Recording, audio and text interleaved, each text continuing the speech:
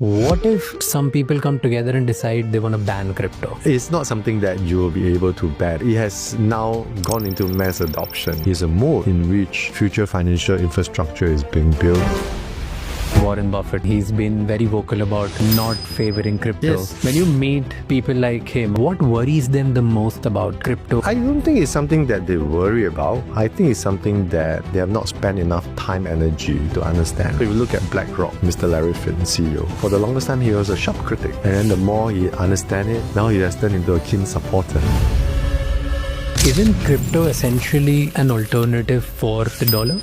I don't think it's going to be an alternative. Crypto is an asset class. In many instances, extremely useful and the best form of transfer of value globally. You had $100 and you can only put in banks, governments, or technology companies. Which one do you think will give you maximum return? I would say that in the first instance, it's always about the technology. Then the government and the institutions will come into play. If some builder is watching you right now who is probably in early 20s, what one specific thing they should look at to create wealth in next 10, 20, 30 years? I think it's important for them first understand the different landscape, do deep dives, focus on building things that will create value, that's sustainable, that has utility about it, there's strong use cases, because these are things that people will continue to use, they create value for the world, for yourself. So those are the areas that they should focus on. Is there any specific sector that you believe is going to see the disruption in next 5-10 years? I really believe that. If somebody is just waking up from a coma of 31 years and has no clue what's going on in the world, what would shock them the most about money today? Well, before we start today's podcast, if you have found anything valuable from this channel, please subscribe.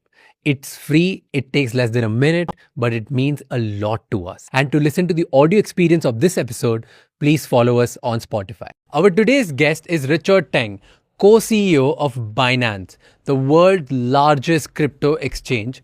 He spent 31 years in traditional finance, starting at Singapore's central bank, then running Abu Dhabi's financial regulator before moving into crypto.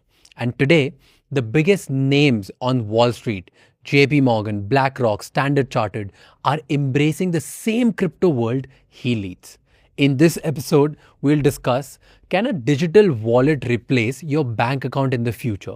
Will the future generations ever have a bank account? Is the US dollar really dying, or is that just a rumor? Banks lend out over 90% of your deposits. So is your money really safe in a bank? And if an AI trading agent loses your money, who is responsible for that? Watch this episode till the end, and to know more about Binance, check the link in the description below.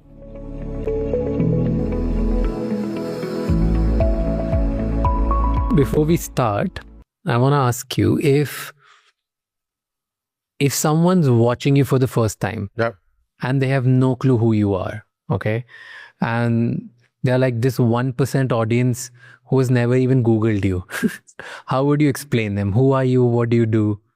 Well, currently I'm the co-CEO of Binance. Binance is the largest crypto ecosystem in the world. We are a financial super app. So beyond crypto, we offer our investors exposure, ability to take positions across a suite of products, right? It's not only crypto, it's commodities, it's petrochemicals, it's precious metals, it's US stocks, it's pre-IPO counters as well. And the product suite keeps expanding. So we have more than 320 million customers globally and expanding very quickly. So we are part of the global financial infrastructure. Nice. But who is Richard? Well, Richard is, I'm trained. I spent more than 2.5 decades in financial. By now, I've been in financial services for more than 30 years. I started my career with the Central Bank of Singapore. Then I was in Singapore Exchange and became CEO of Abu Dhabi Global Market, which is a financial services regulator. So my background historically has been in traditional finance, has been in regulations.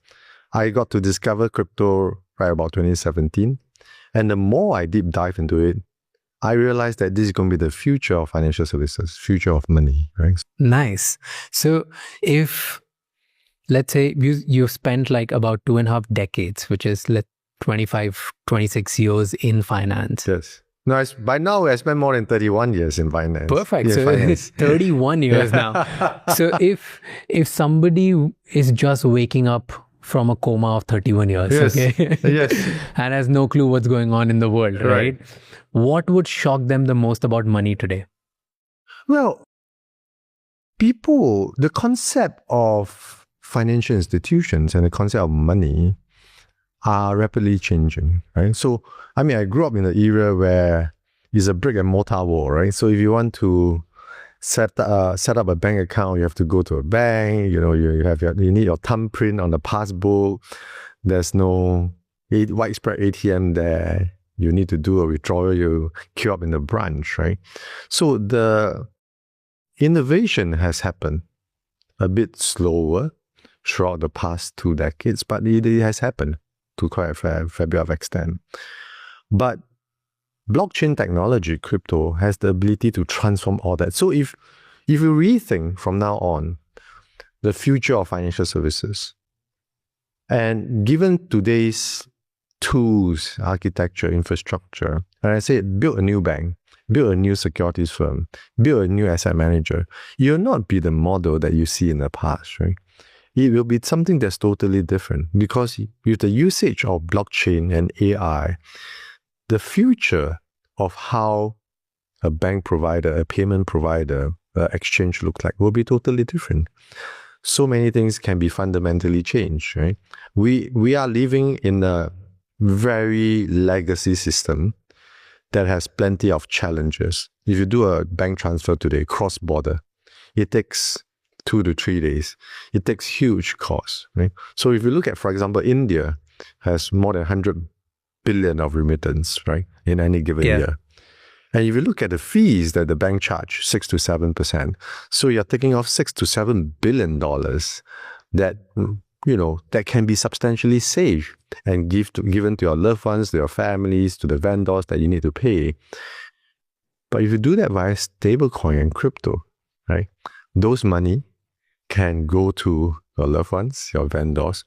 The money can reach the end recipient in an instantaneous basis. Payments can be done. There's certainty of how much capital a corporate needs, right? Instead of holding large amount of capital, if you have certainty of when the money is going to reach the end recipient, you don't have to hold so much capital, right? Mm-hmm. So there's a much more efficient way of doing. But this chain is replicated in every aspect of financial services. So if you rethink the future of financial services and if you rebuild the future of financial services, is going to look very, very different, even from what we see today, right? So stablecoin is just starting to take off with clarity provided by the Genius Act. And many other countries around the world are now embracing stablecoin and coming out with clear legislation. I mean, if you think about it, one of the biggest problem with trading today is you can only trade within a certain amount of hours a day, right? Whether it's 9 to 5, whether it's 10 to 4, depending on the countries you are in, it's helped by, it's constrained. And people don't realize the amount of liquidity risk that institutions, the corporates, the retail have to bear. Once the market closes, so to say, right? If there's anything that's happening in the world in terms of news flow, you can't take on new positions. You can't hedge your risk. You can't offset your position, right?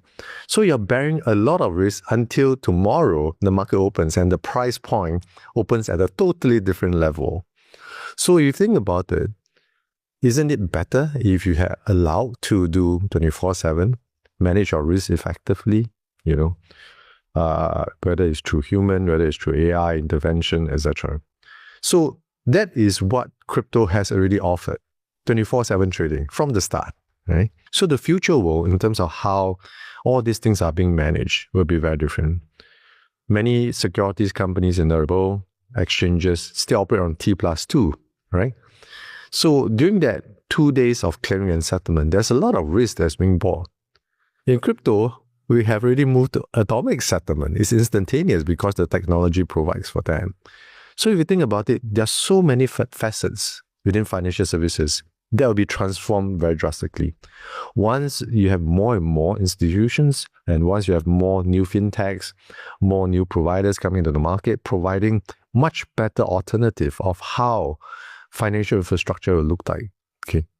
the transformation will take place very quickly. See, all of this, to you, it sounds very obvious, right? And because you're in this world, you understand this. And probably for 5-6% people in the world also, this sounds obvious. And that's why they're betting towards this future, right? But for a lot of people, majority of people, they still believe in the old way of money. Yeah. That money is still powerful. Yes. That money is still the most important source for them, right? Yes. So what do you think? Why people still hold on to it? Or rather, I would say, what is that one lie about money that people still believe today? You're brought up in the world, right? That the only sensible way, or the only way that you can transfer money is you go up to a remittance house or you go to the bank and say that this is how I send money to the... Firstly, is habit.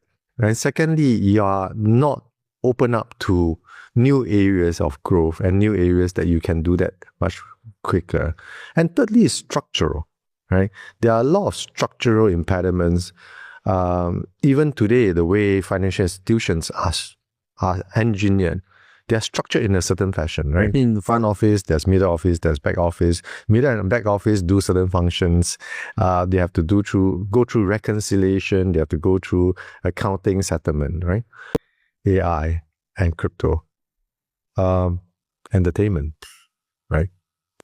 Payments in entertainment, for example, you'll be totally transformed. Supply chain financing will be totally transformed using AI and crypto. Financial services, I think we have touched on. But if you look at even different type of sectors, right? There are so many sectors with so many opportunities that's ripe for transformation, right? So if you inject the right lens, if you have the right expertise, and you use the right technology, you can create a lot of new value in each of these economic sector. Got it. Well, thank you so much. Here's one last thing I've started asking my guests these days. I really like to ask is, what is one advice that nobody should follow? Hey, I have this great investment that can generate huge returns for you.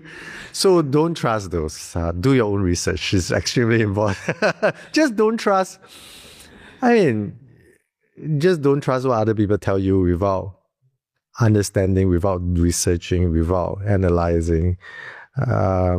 It's going to be challenging, right? So importantly, do your own research.